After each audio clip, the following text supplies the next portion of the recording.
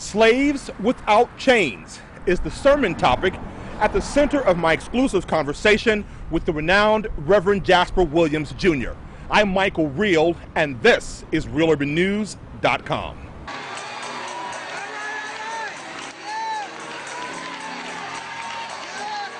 It's about the blood. Thank God for the blood. The blood of Jesus. Did you hear what I'm saying? No blood, no resurrection. No blood, no crucifixion. No blood, no Christmas. Your sin may be like scarlet, but Jesus' blood, pure blood, wash out. 71 years of age, 64 years preaching, and 51 years pastoring. And you open up revival singing Down Through the Years. What a remarkable legacy. Thank you. Thank you, Michael. What comes to mind? That's a lot of preaching. Yes, well, the thing that comes to mind is a lot of people have contributed to me being where I am. Yes, 71 years of life and 64 years of preaching, 51 years of pastoring is a lot of time, but it could not have been successful as God has privileged me to be without the people who have come all along the way, who helped me to be who I am and where I am. I know just doing research, Reverend Franklin was instrumental in your preaching and pastoring. Yes. Talk about him. Reverend Franklin was a mentor for me in terms of preaching. He was what we call the guru of the preachers. Started back in the 50s. He had the whole nation. He was the first one to record albums, and so all of us listened to him, and every preacher of the gospel field has a little Reverend C.L. Franklin in him. And so one of the greatest privileges I had was when he asked me to do his revival. I preached his revival for innumerable years, year after year, all the way up until his demise, when he was shot and, of course, was comatose for 5 years. I had no idea that I would be privileged to preach his funeral. That was the highlight of my life at the time. His being shot occurred in 1981, and he lived for 5 years afterwards. And then they asked me to preach the funeral because I had lifted offerings for him each time that I went. Sure. And sent it to Aretha to help her with the family and the expenditures, etc. And so when time came, at that time Jesse Jackson was running for president. He was real hot, and they wanted him to do the funeral.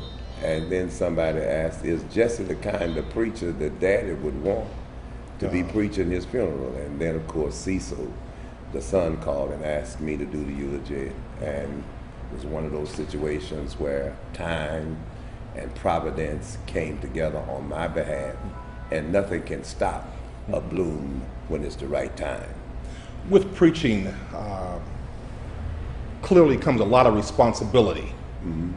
Talk about that factor of preaching. Well, you've got to, first of all, know what you want to preach about. You've got to associate with the relevancy of the times of which you are preaching. You've got to be able to take scripture and make it applicable to what's happening in the day, and point it all to whatever it is that you are aiming. For example, the thing that I'm aiming for now is to bring some continuity in my preaching to the black community. You know, where we are as a race, what it is that we are doing, what it is we are not doing, what it is we need to do.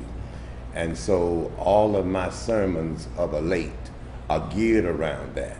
And so it takes a lot of research. It takes a lot of being online to find what you need in order to make the sermons relevant, etc., to get where we are.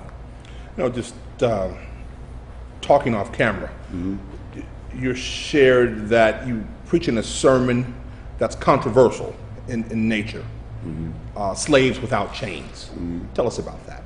Slaves Without Chains is a sermon that came to me that we are still slaves, even though we have come through the confines of slavery, sharecropping, Jim Crow, segregation. There are no handcuffs on our hands. There are no shackles on our feet. But we as a people are still enslaved in our mind. So black on black crime, we're all doing time. We're locked up in our mind. There's got to be a better way. We got to stop this today. It's geared around that. How we are slaves economically, black people killing black people, how it is that we are slaves and not taking advantage of the capitalistic system, on and on. There are so many ills and ills that we have as a people. Until any of them you want to pick out, we fall into that category. You know, when you look around North America, and, especially here in the United States, African Americans, blacks, appear to be doing well. When we look at the way television presents us, we see our athletes, we see our entertainers singing, dancing, making millions of dollars doing that. That's America's #1 export, entertainment. We see us in sporting roles, basketball, football, soccer, even golf. But we still have these ills in our community. Yes. What's the challenge? Well, one of the challenges, economically speaking, for example, we as African Americans have a $1.1 trillion buying power. $1.1 trillion. It is projected that by 2018, we will have a buying power of $1.8 trillion, of which only 2 pennies per dollar comes back to the black community, comes back to black business. Those are the kinds of things that I'm saying it's time to change, because as long as we continue to do that, we have to depend on government, we have to depend on social programs. But if we begin to turn money over in our communities ongoingly, we can become solvent, we can assume the role that the African assumed before we came to this country, and really be who we are destined to be. What do you think some of the reasons are that we are not a better community, where we don't support black businesses, we don't really push black history unless it's February, where we're not vocal unless it's a Ferguson situation or a Trayvon Martin situation? We're very vocal then. Yes. But financially, we don't. When people make millions of dollars, they don't live in the neighborhood. Yes. And you really don't say they contribute to their maximum. Are you familiar with the Willie Lynch situation? Yes, sir. And what happened in 1712 when Willie Lynch was summoned to come to the colony of Virginia on the St. James River, and he had been summoned because the white slave masters were having difficulty in keeping the slaves bound and controlled. And he came from the West Indies with the Machiavellian system, which suggests that you pitch the black against the black. He showed them how to put the tall black against the short black, the fat black against the skinny black, the light colored black or brown black against the darker color. That if you pitch them against each other, that you would have a control over them for 300 years, possibly even 1,000 was what he said. And so we see the repercussions of that, in that we have been controlled for that length of time, and somehow we've got to break it. And the only way to break it is to become independent. Somehow as a people, we've got to be able to reach down on the inside and pull up change. Otherwise, we go all the way down to the bottom. The church has had a prominent role. It's at the center of our lives, has been. The church has to play a significant part if we are going to make this dynamic shift. Absolutely, and the reason why is because the church is still the only vibrant institution in the African American community. We have no other institution. And so it has to come through the church. And so I'm offering some proposals for solutions. Yes, and it can be done through the church. Somebody has to do something, say something, or be about something as relates to that. And I'm willing to share that with you if you like. What is your vision? Well, let me say first of all, before I get to the vision, that I want to congratulate you for what you're doing. Much of the pro and positiveness that you and what you're trying to do with your organization is certainly in keeping with what we need to be about as a people. So I concur wholeheartedly with what you're doing. I'm giving up my time, Sure. but I'm doing it willingly and gladly because of what you're trying to do. And I just wanted to say that to you. I appreciate the professionalism of which you're using to bring all of this about. Thank you. Now, back to the question that you asked me about my solutions. Slaves without chains. Give us 3 quick solutions. One is that we're reaching across denominational and religious lines, bringing churches together, asking the pastors to come, no matter whether AME, CME, all of them to come in the Atlanta area. And when they come, we are offering some solutions. One of the things that I'm thinking that we can do is if we teach our children in our churches, take the same Sunday school lessons that we get, and all of our Christian educational directors get together and give it an African American black community twist, then that means we start with the children changing their mindsets. That's one of the things. Another thing that we're doing is, it dawned on me what would happen if all of us as African Americans in our churches would designate 1 month that we're going to live totally on black-owned businesses.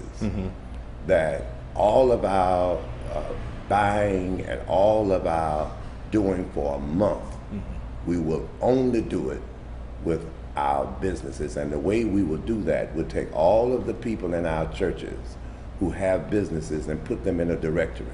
And we push from our pulpits Sunday after Sunday, support these are our people, these are they who are in business. When these needs arise, you go to these people, these kinds of things.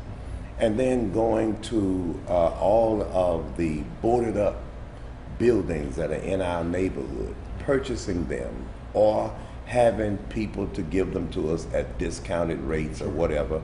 And then our contractors in our churches fix these businesses or buildings up, and we put our business people in there and support them. I'm saying these kinds of efforts got to come from within us in order for us to be able to change the mindset going forward. Since I started, I've had the SCLC, NAACP, the Rainbow Coalition. They came to my church and heard me preach Slaves Without Chains, and all of the politicians came, and since then everybody has offered me so much help to be able to achieve this. Even Johnny Cochran's office in Atlanta have sent word that they would be glad to work with us because we want to approach our problem in terms of the reparations. Sure. For example, that the Indians got But everybody else gets. got their reparation. Right.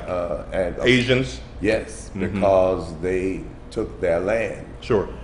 Well, we were brought from our land. And in the process of losing our land, we also lost our name.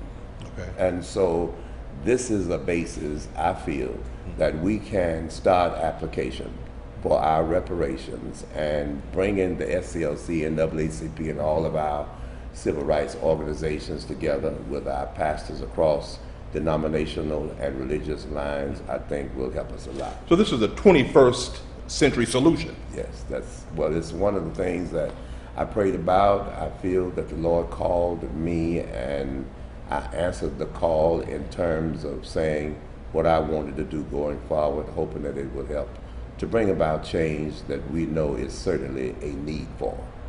How do you, a seasoned, a professional pastor, a professional preacher, that's how I've been describing you in the phone calls this week Yes. that this guy is a professional preacher. Yes. How do you train the younger pastor? What do you say to them that gives them some insight into preaching? I think last night you were saying that it's not about the car I drive. It's not where I live. It's not the clothes I have on. Right. It's my message. Yes. And it starts with study. It starts with study. You got to have a commitment for study. You can't get up on Saturday and say, this is what I'm going to preach on Sunday. I start on Sunday evening determining what I'm going to preach the next Sunday. And then I study Monday, Tuesday, Wednesday, Thursday, and I consecrate Friday and Saturday, and I'm ready for the pulpit on Sunday. So all of the younger ministers who I talk to, one, education is paramount. You cannot be in a 21st century pulpit and you're dumb, and you have not studied. You have not tried to apply yourself educationally as much as you can. So these are the kinds of things I talk about in the Jasper Williams system for preaching and pastoring. You're spot on with that question. A lot of our churches around the country are going through a transition, if you will, a shift. Ministers are retiring. How do you prepare the church for a succession? How should the church look? What should they be looking for? We're looking for a new pastor. What characteristics? Well, education is certainly one. I've been blessed in my situation. My son is to succeed me. I have a son, and they elected him as pastor. I'm senior pastor of Salem Bible Church, East and West, and he is pastor. And so he will be the successor of our church. Our church is more than 125 years of age, and I'm the 5th pastor, and he is the 6th. So succession that you're asking me about is certainly an important thing, and what they should look for, one, is somebody who has the call. Secondly, someone who's willing to prepare himself for the pulpit. And thirdly, somebody who is able to deliver the word of God. 64 years preaching. Did you ever think you would be on the national stage, international stage, like you are now? No, I didn't, Michael. Fact about it, I never thought that I would live to get 60 anything. And look this great. Well, thank you. Thank you very much. Thank you. No, I never thought that I would live this long, and I am truly humbled, and I know this only comes from God to have given me the longevity that I've been privileged to have. What's next? Well, I'm just following through with the vision, hoping that I can see some change. I'm waiting for the time for the preachers to come. Here's what I'm doing. I'm investing money into a consultant as to what is needed in order for a community to become solvent. And we've gotten this far. We know that 5 sets of people have to be brought to the table: the educators, the legislators, the pastors, the police, and the banks. We don't have now but 21 black-owned banks nationwide. Atlanta is blessed to have 2 of those banks in our area. So we're going to be calling for our people to deposit their monies into these banks, and we're going to ask the banks to take the responsibility of loaning monies to our people so that they can survive and expand their businesses. It's getting to be a pretty big, awesome task, but it's one that I'm really enjoying, because the key thing, so far, everybody who I've asked for anything, no one has told me no. And everyone who said that they would commit themselves and their time have given it to me. As we prepare to close, I thought it was fascinating that you touched on the importance of getting the young people involved. Yes. That must be a crucial element to this vision. I told you, you're not a normal interviewer. To ask me a question like that, you're spot on. You got a unique mind and heart to ask me that. Certainly, the young people are at the root of it. They too have something that they can contribute, and we're working on all of that, because the tutoring program, no children in any of our churches who come in this should flunk, because again, education is paramount. And everybody needs to have that in order for any success to come from a capitalistic system. Reverend Jasper Williams, Jr., down through the years. Yes. Thank you. Thank you, Michael. Appreciate it. God bless you. Thank you.